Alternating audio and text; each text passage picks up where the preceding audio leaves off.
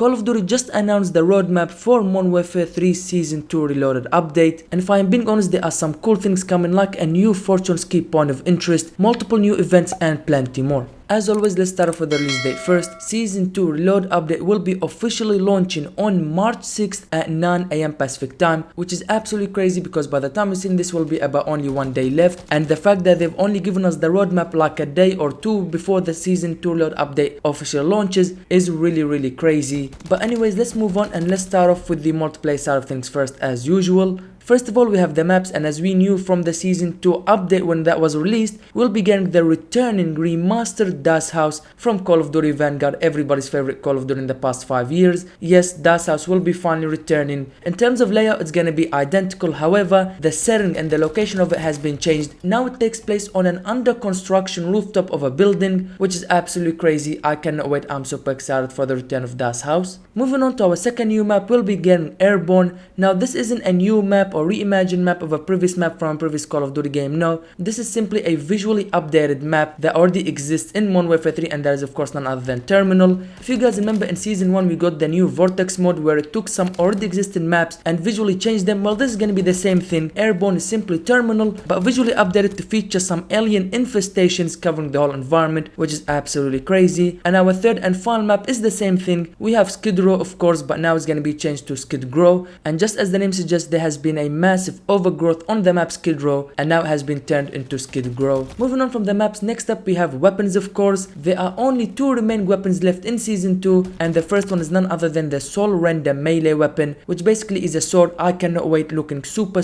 awesome. It is absolutely amazing. I cannot wait to try it out and of course showcase it to you guys. Now to unlock the Soul Render melee weapon, there will be a new set of challenges in the Season 2 Battle Pass, just like we've seen with the previous mid-season Reloaded update weapons. This is gonna be the same thing. New Battle Pass sector, complete all of it, unlock the new weapon, and it is as simple as that. And then our second and final weapon in Season 2 is gonna be the SOA Subverter Battle Rifle. The description reads, chambered in 7.62, this hard-hitting rifle dominates at mid to longer ranges thanks to a low rate of fire and predictable recoil. The SOA Subverter Battle Rifle will be unlockable via completing a weekly challenge. And to finish off with the multiplayer side of things, finally we'll begin 2 brand new game modes. The first of the 2 game modes is called Bounty, and they say that this is going to be very similar to Team Deathmatch, where players will have unlimited lives and the first team to reach the elimination based score limit wins. However, the only difference is the player that has the most kills in each team will be designated as the HVT or high value target. Otherwise it's pretty much the same as your normal TDM. And our second and final game mode in Season 2 Reload update will be Juggermosh, and just as the name suggests, instead of being normal operators like in every other game mode, no, every player in this game mode will be turned into a Juggernaut and also be in third person perspective only, so no first person, only third person.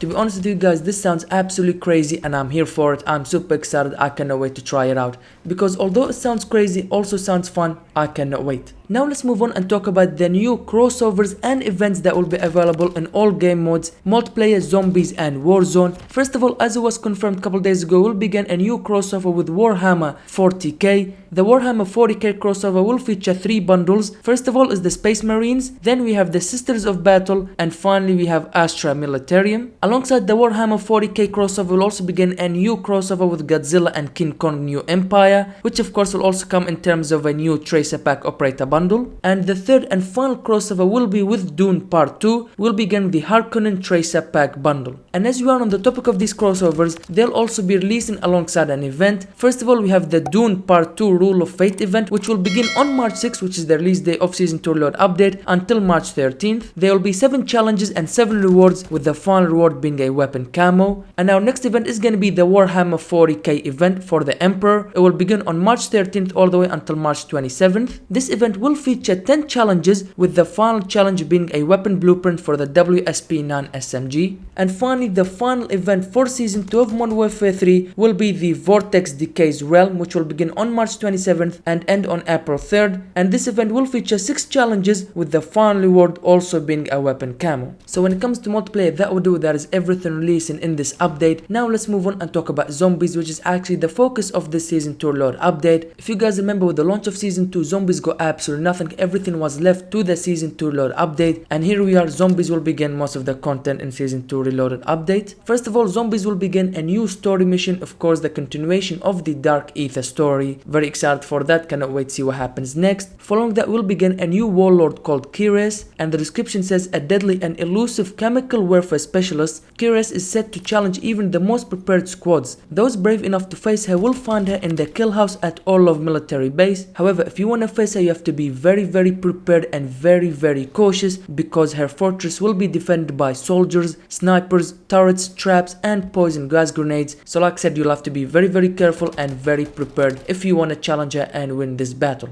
And finally, to finish off with the zombie side of things, we'll begin some new schematics. First of all, we have the mags of holding. Basically it says skip the reload and pull ammo directly from your weapon's ammo stash. So basically you no longer need to waste time by reloading your weapon. Ammo will be pulled directly from your weapon's ammo stash. Then we have the blood burner key, which is a vehicle. It's a 2-wheeler wonder vehicle which looks absolutely cool, as you guys can see in front of you right now. The third and final schematic in Season 2 Reload update for zombies will be the VR11 wonder weapon. Now with that being said, that will do it for zombies. Now let's move on to Warzone, and Warzone will begin a couple interesting things as well. First of all, for Warzone, Fortune's Keep will begin a new point of interest, the research vessel, which looks absolutely awesome, to be honest with you guys. And the description says that for the first 2 minutes of each match, this research vessel will be on the move before dropping anchor in one of a few predetermined locations. Now they haven't told us exactly what we will find inside of this research vessel. That will be up to us to find out once it finally drops in about a day's time. Next up, we have a new kill streak called the Bunker Buster. The description says watch your enemies bite the dust as a missile drops down on the building, sending an explosive blast through multiple floors and leaving a column of gas in its wake. So it's kind of remind me of a precision airstrike, because the Bunker Buster will be activated the same way. You need to use binoculars, target a building, but instead of a couple missiles coming and dropping on that building, no, this streak will only be one missile that once it hits the building, it will send an explosive blast through the multiple floors of that building, which means it doesn't matter where the player is hiding, as long as he's in that building, he will be affected by this new streak, the Bunker Buster.